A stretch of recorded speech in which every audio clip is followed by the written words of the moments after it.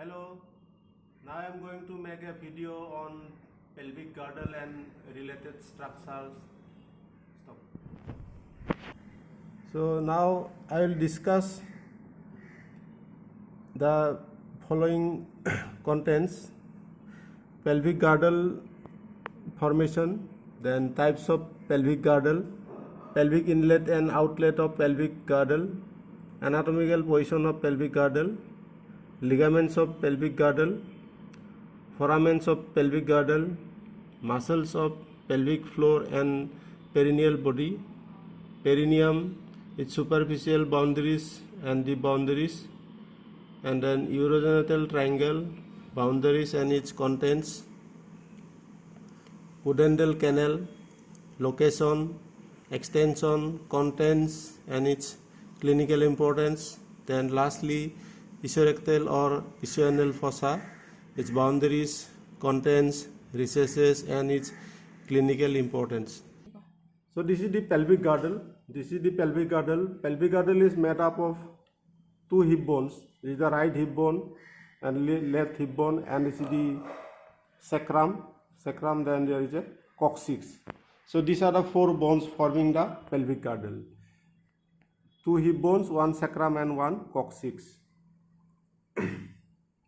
There are four types of pelvic girdle. Gynecoid, android, anthropoid and platypelloid. Now here, this is called pelvic inlet. This is the pelvic inlet. The pelvic inlet is formed by pubic symphysis anteriorly pubic symphysis and posteriorly sacral promontory.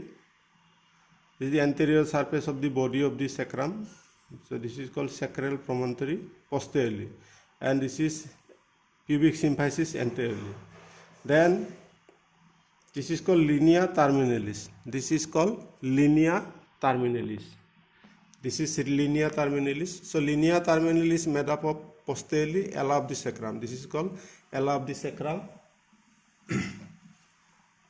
This is the ala of the sacrum. Then this is the arcuate line. And this is the pectineal line. Then this is pubic crest. So this is called linea terminalis. This is the left linea terminalis, and in the right side this is the right linea terminalis. So these markings are called pelvic brim. These markings are called pelvic brim over this pelvic girdle. So this opening is called pelvic inlet. This is the opening. So this opening is called pelvic inlet. So through this pelvic inlet, there is an imaginary plane. Which makes 50 to 60 degree with the horizontal plane. So this is the sacral promontory. And anteriorly there is a pubic symphysis. So this is the plane of the pelvic inlet, imaginary plane. So this imaginary plane makes 50 to 60 degree with the horizontal plane. So this is the pelvic inlet. So this pelvic inlet, this opening in this pelvic girdle, pelvic inlet. So in case of the male, it is heart-shaped. And in case of the female, it is oval-shaped. This is the oval-shaped pelvic inlet. So there is a mnemonics, that is my heart for orphan. So my heart means male. In case of male, there is a heart-shaped, and in case of female, for orphan. For orphan means F4 means female and orphan means oval. So this is the oval-shaped pelvic inlet in case of female, and heart-shaped pelvic inlet in case of male. So this is the pelvic outlet. This is a diamond-shaped area, diamond-shaped aperture. So this diamond-shaped aperture or opening is called pelvic outlet. So this pelvic outlet is formed by anteriorly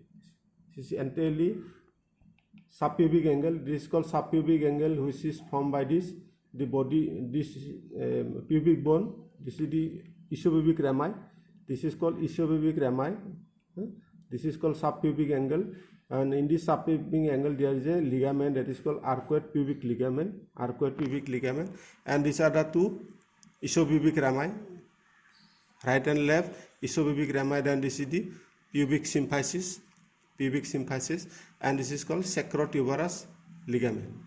This is the sacrotuberous ligament. So through this marking, through this bony marking, there is a imaginary plane that is called pelvic outlet. So here this pelvic outlet will make a 15 degree with the horizontal plane. Through this pelvic outlet there is an imaginary plane. So this imaginary plane makes 15 to 60 degree, 15 degree with the horizontal plane. So this is the pelvic outlet. So this is the anatomical position of the pelvic girdle. This is the anatomical position. So in this anatomical position, you see this is the right and left anterior superior iliac spine. This is right and left anterior superior iliac spine, and in the midline anterior inferiorly, this is the pubic symphysis. So this pubic symphysis in the midline anterior inferiorly, and this right and left anterior superior iliac spine will touch the coronal plane or vertical plane. So this is the anatomical position. Okay, then you see this one. This is the anatomical, in this is the pelvic girdle. In this anatomical position we are looking from anterior side.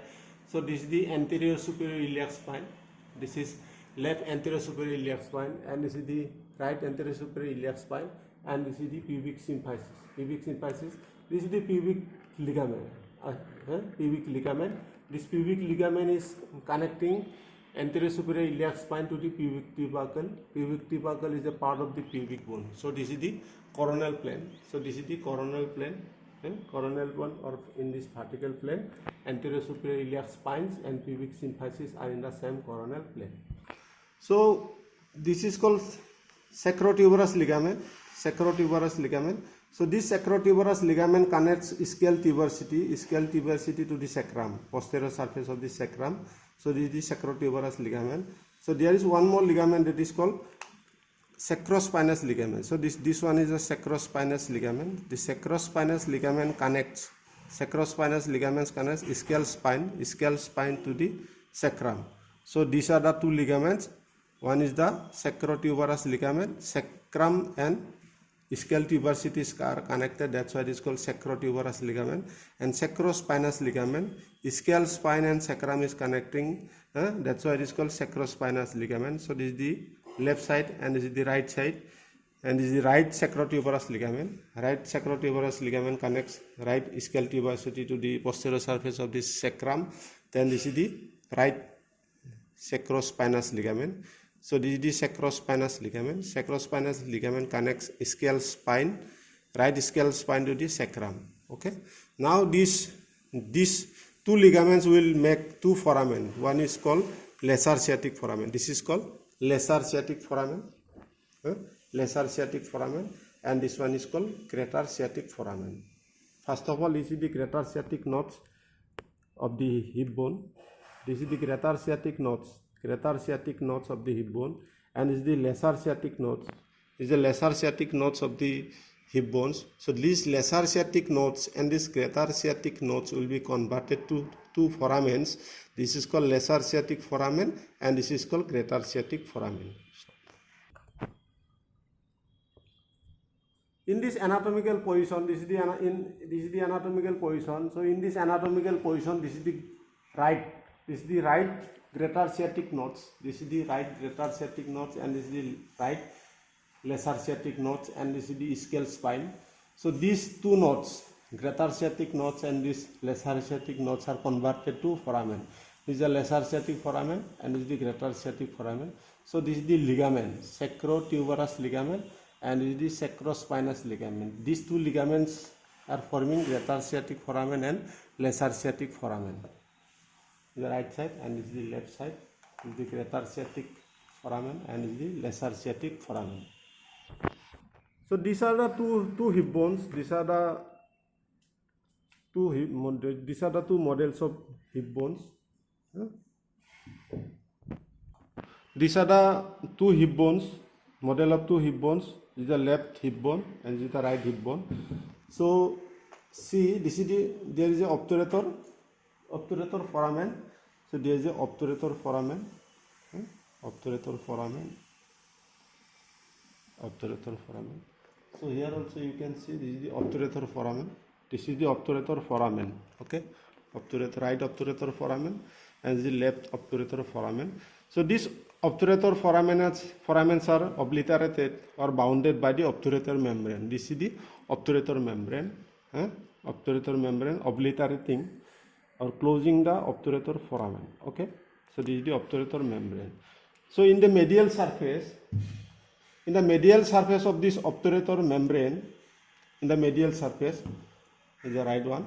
This is the obturator membrane. So in the medial surface of this obturator is the external surface. This is external surface and is the medial surface or internal surface or pelvic surface. So this medial or pelvic surface of this obturator membrane gives origin to a muscle. This muscle is called obturator internus. So this is called obturator internus, and this obturator internus muscle tendon will come out laterally. This is the tendon. This is the tendon of the obturator internus is coming out through the lesser sciatic foramen. The tendon of this obturator internus is coming out laterally through the lesser sciatic foramen. So this is in case of the right hip bone. So this is in case of the left hip bone. This is the obturator internus muscle, origin from the pelvic or medial surface or internal surface of the obturator membrane. Its tendon is going out laterally through the lesser sciatic foramen. So this is the obturator internus. This is the obturator internus muscle. This obturator internus muscle origin in the pelvic surface or medial surface of the obturator membrane. So its tendon is coming out laterally. Its tendon is coming out laterally through the lesser sciatic foramen. See, this is the lesser sciatic foramen. This is the tendon of the obturator internus coming out laterally through the lesser sciatic foramen. Now this is the sacrum. This is the pelvic surface of the sacrum, pelvic surface. We are looking from the front. So this is the pelvic surface of the sacrum. So anterolateral surface of the middle three pieces of sacrum will give origin to this muscle piriformis. This is the muscle piriformis. This is the right piriformis and this is the left piriformis. Its origin is in the anterolateral surfaces of middle three pieces of sacrum. Now this is the tendon. So the tendon of this piriformis will go out laterally, dividing the greater sciatic foramen. So this is the piriformis muscle, right piriformis and left piriformis. Its origin is in the anterolateral surface of middle three pieces of sacrum. Then this tendon is going out through the greater sciatic foramen. This is the greater sciatic foramen. So posteriorly you will see. So this is the right hip bone, left hip bone. This is the posterior surface of the sacrum. This is the muscle piriformis. Piriformis tendon is coming out laterally through the greater sciatic foramen. And this is the tendon of the obturator internus coming out through the lesser sciatic foramen. Okay, lesser sciatic foramen. So now this piriformis tendon is dividing. This piriformis tendon is dividing the greater sciatic foramen into upper foramina and lower foramina. Okay, this is the upper part of the greater sciatic foramen and this is the lower part of the greater sciatic foramen. I mean this tendon of the piriformis divides the greater sciatic foramen into two halves, upper half and lower half, upper foramina or lower foramina. So this is the piriformis tendon. This piriformis tendon coming out through the greater sciatic foramen will be then its tendon will be inserted in the upper end of the femur and this is the tendon of the obturator internus coming out through the lesser sciatic foramen will be inserted in the upper part of the upper end of the femur. So now see, this is the upper foramina of the greater sciatic foramen. Upper foramina of the greater sciatic foramen. This is the lower foramina of the greater sciatic foramen, and this is the lesser sciatic foramen. This is the right sided, and this is the left sided upper opening or upper foramina of the greater sciatic foramen. This is the lower foramina of the greater sciatic foramen, and this is the lesser sciatic foramen. Okay, so now come to the content of this foramina. So this upper foramina of the greater sciatic foramen will contain superior gluteal nerves and vessels. Superior gluteal nerves and vessels. Please focus. This is SNV. Superior gluteal nerves and vessel. Then this lower foramina will transmit ISPN pin. So this mnemonics is the International or Indian Sport Production Network pin, PIN, postal index number. So this is the mnemonics. So SNV means superior gluteal nerves and vessels, and ISPN pin, that means inferior gluteal nerves and vessels, sciatic nerve, posterior cutaneous nerve of thigh, then nerve to quadratus femoris, ISPN. Then PIN, P for pudendal nerve, I for internal pudendal vessels, and nerve to obturator internus. So this SNV is the content of this upper foramina. This is the SNV is the content of the upper foramina, and this ISPN pin is the content of the lower foramina. ISPN pin mnemonics is the content of the lower foramina. Then this pin structure will again enter to this lesser sciatic foramen. This pin structure, pudendal nerve, internal pudendal vessels, and nerve to obturator internus, pin structure will again enter to this lesser sciatic foramen. So entering to this lesser sciatic foramen, it will be a content of the pudendal canal. So you see, this is the pudendal canal. Pudendal canal is nothing but the fascial tunnel. Pudendal canal is nothing but a fascial tunnel, just medial to the ischial tuberosities, okay.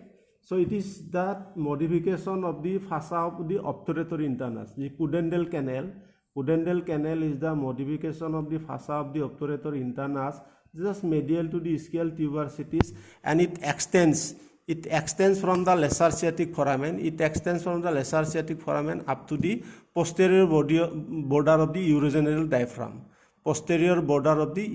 diaphragm. And the contents are pin structure, pudendal nerve, then internal pudendal vessels, and nerve to obturator internus. Okay. So now we will discuss the muscles of the pelvic floor. This is the muscles of the pelvic floor. The muscles of the pelvic floor are the pubococcygeus, then iliococcygeus, then ischiococcygous. This is ischiococcygous or coccygeus. Then this is the piriformis. So these are the muscles. Of the pelvic diaphragm. So the first of all, the pubococcygeus most anterior part, this is the sphincter uretrovaginalis, or it is also known as sphincter urethra in case of the female. Sphincter urethra, and in case of male it is also known as levator prostate. Then next anterior part of this pubococcygeus is the puborectalis. This one is called puborectalis, both in case of male and female. Puborectalis extends behind the rectum. Okay, so this is puborectalis, both male and female. Then this sphincter vagina or levator prostate, it comes only to this perineal body. This is the perineal body, and this is the female introitus vagina, and this is the urethra. So this is the most anterior part. This is the sphincter vagina, and in case of male it is levator prostate. and puborectalis, it extends posteriorly behind the rectum and it makes a sling. This is also known as a sling. Okay, then you come to this pubococcygeus proper. This was the most anterior part. These two are the most anterior part. Then this pubococcygeus proper. Pubococcygeus proper means this is the muscle. Its origin is in the tendinous arch. Its origin is anterior half of the tendinous arch and it extends up to the anococcygeal ligament. This is the anococcygeal ligament. Anococcygeal ligament or anococcygeal raphe is a structure connecting the tip of the coccyx and towards the anal canal. Okay, so this is called anococcygeal ligament. So this pubococcygeus proper, its origin is in the anterior half of the tendinous arch or white line. This is called white line or tendinous arch. So in the white line or tendinous arch, this is the origin of the pubococcygeus proper. Then this is the iliococcygeus. This iliococcygeus origin is in the posterior half of the tendinous arch or white line. Then it comes to this coccyx. Then this is the ischial spine. So from this ischial spine, this is the muscle coccygeus or ischiococcygeuss, as it is the ischial spine. So this muscle is also known as ischiococcygeuss or coccygeus. Its origin is in the ischial spine and it comes up to the anterior or pelvic surface of the coccyx. Then this is the piriformis muscle. The piriformis muscle origin is in the anterolateral surfaces of the middle three pieces of the sacrum. Then its tendon goes out laterally through the greater sciatic foramen. So this is the white line or tendinous arch. White line or tendinous arch. So this is the obturator internus muscle. Obturator internus. This is right obturator internus and this is the left obturator internus. So this obturator internus muscle is covered by a fossa, that is the fossa of the obturator internus. Okay, and this is the ischial spine. So from this ischial spine up to the pubic bone, this is called white line or tendinous arch. So this white line or tendinous arch is the meeting point. The attachment of this levator ani. This is the muscle levator ani. Just now we have discussed the parts of the levator ani, anterior fiber, then pubococcygeus proper, then this is the iliococcygeus, then this is the ischiococcygeuss. Okay, so this levator ani muscle is attached. Which part of the levator ani? This is the pubococcygeus proper. Please focus it. So this pubococcygeus proper origin is in the white line or tendinous arch. Then this iliococcygeus is attached in the posterior half of this white line. So this is the white line. This white line is nothing but the line of attachment between the levator ani over the fossa of the obturator internus. So this is the white line or tendinous arch. It extends from the ischial spine up to the pubic bone. So this is the right sided.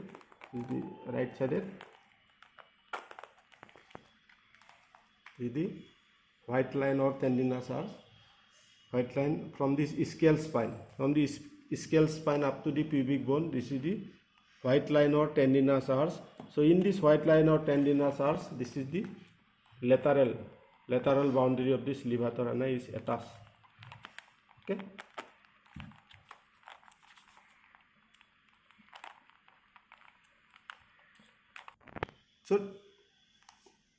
So this is the white line or tendinous arch. So it will make fusor apex of the ischiorectal fossa. It will make the apex of the ischiorectal fossa. Now see from the bottom. So from the bottom you see this is the meeting point. So laterally this is the obturator internus and medially this is the sloping of the levator ani. So this is the line of attachment. Sometimes there will be So in future it will be the apex of the ischiorectal fossa. This is called ischiorectal fossa. Ischiorectal fossa. If these are right ischiorectal fossa and this left ischiorectal fossa. So if there is a gap, please focus it, the tip of this pen. So if whenever there is a gap, that gap is called hiatus. Hiatus means opening or foramen. Hiatus. So that is called hiatus of Salvi. Hiatus of Salvi. At the line of attachment of this levator ani over the fossa of obturator internus, I mean the white line or tendinous arch. So this is called hiatus. Hiatus of Salvi. Hiatus of Salvi. Through this abnormal attachment. So through this gap.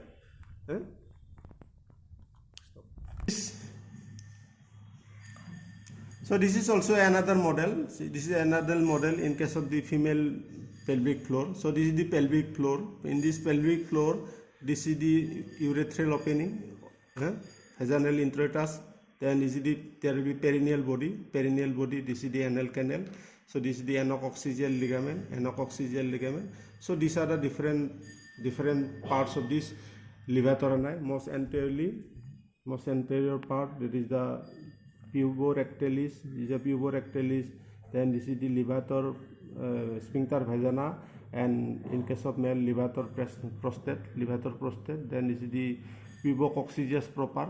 Pubococcygeus proper origin is from the anterior half of the white line or tendinous arch. Then this is the iliococcygeus. Iliococcygeus origin from the posterior half of the white line or tendinous arch. Then its insertion towards the anococcygeal ligament, and this is the coccygeus. This is the coccygeus or ischiococcygis, ischial spine, from the ischial spine up to the coccyx. So these are the different parts of the pelvic floor muscle or pelvic diaphragm muscles. So it is gutter shaped. The shape of this muscle is gutter shaped or hammock shaped.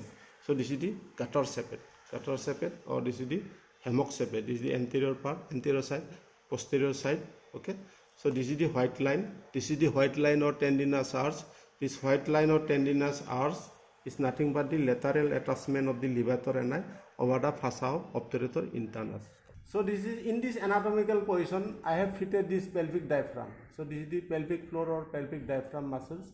So after fitting, you see there will be a formation of pocket. So this is the pocket. This is called ischiorectal fossa. This is ischiorectal fossa. So this ischiorectal fossa is a space bounded laterally by the obturator internus muscle. This is the obturator internus muscle, and medially this is the sloping. This is the sloping of the levator ani muscle. So this pocket is called ischiorectal fossa. This is called ischiorectal fossa.